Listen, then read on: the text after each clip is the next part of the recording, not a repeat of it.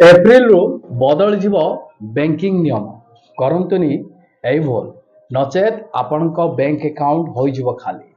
तो कौन रही संपूर्ण अपडेट जानिबा।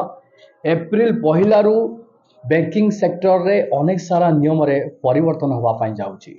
जदि आपण माने ए सब नियम को न जानिबे न बुझिबे ताहाले आपण माने अनेक सारा समस्या रे सम्मुखीन हेबे, ता सहित गोडाए फाइन मध्य गणिबे। चलतु बैंकिंग सेक्टर रे कौन कौन सब नियम रही जहाँ परिवर्तन हम जहाँ एप्रिल लागू हम यार संपूर्ण तथ्य उपरे नजर पकेबा। ता पूर्व आपण मान कहबी चैनल जदि नुआ करी आपण वीडियो टी देखुता वीडियो को लाइक करी चैनल को सब्सक्राइब करी पाखरे थिवा बेल आइकन को क्लिक कर दियंतु। जदि फेसबुक रु वीडियो टी देखुता फॉलो निश्चय करदेवे। वीडियो टी को आरंभ रु शेष पर्यंत देखंतु बिना स्किप रे, जहाँ फल बैंकिंग सेक्टर रे जो नियम गुड़िक रही एप्रिल लागू होगा जाऊँगी ए सब नियम गुड़िक आपण सबकि बुझीपारे। काली ठारू आपणकर एप्रिल बदली जीव बैंकिंग नियम। यही नियम विषय जानिबा जरूरी नचेत पॉकेट उपरे पड़िबो बोझ।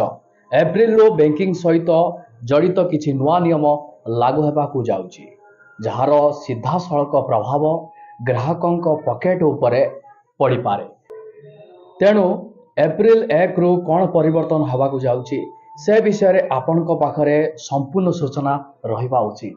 एही परिवर्तन गुड़िक एटीएम रु टंका काढ़िबा हेउ किंबा सर्वनिम्न बालांस एवं स्थिर जमा अर्थात एफडी सुधहार को मध्य प्रभावित करिवो। आसंतु एहाकू विस्तार भाव में बुझिबा जहा द्वारा आपण जानतरे किंबा अजाणतरे एपरि किछि करिवे नाही जहा आर्थिक क्षतिर कारण होई पारे। सर्वनिम्न बालांस नियम रे परिवर्तन बैंक गुड़िक अकाउंट पाई एक सर्वनिम्न बालांस परिमाण स्थिर करती। जो ग्राहक मानक अकाउंट रे सेही परिमाण ठारू कम बालांस रहिले सेमानक ठारू जरिमाना आदाय कराजिवो। भारतीय स्टेट बैंक अर्थात एसबीआई, पंजाब नेशनल बैंक अर्थात पीएनबी एवं कानारा बैंक समेत अनेक बैंक नुआ सर्वनिम्न बालांस शर्तावली लागू करिसंती जहा 1 एप्रिल लागू हेबो। एबे ग्राहक मानकू सहरांचल अर्ध शहरी एवं ग्रामांचल उपरे निर्भर करी सेमानक अकाउंट रे भिन्न भिन्न सर्वनिम्न बालांस बजाय रखबाकू पड़िबो। निर्धारित बालांस बजाय न रखिबा पाई बैंक जरिमाना आदाय करिबो। एही जरिमानार परिमाण बैंक एवं अकाउंट रो प्रकार उपरे आधार करी निर्णय कराजिवो। एटीएम रु टंका काढ़िबा नियम 1 एप्रिल एटीएम रु टंका उठेबार नियम मध्य परिवर्तन होइछि। एबे आपण अन्य बैंक रो एटीएम रु केवल 3 थर बिना कौनसी शुल्क रे टंका उठेई पारिबे। एहा परे प्रत्येक कारबार पाई 20 रु 25 टंका शुल्क देबाको पड़िबो। पूर्वरु अनेक बैंक 5टी मागणा कारबार रो सुविधा प्रदान करुथिले।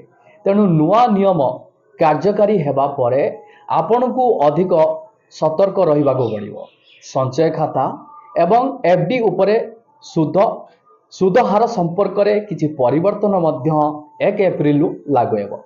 मनी कंट्रोल एक रिपोर्ट अनुसार अनेक बैंक संचय खाता एवं स्थायी जमा अर्थात एफडी उपरे सुध हार रे परिवर्तन घोषणा करिसंती।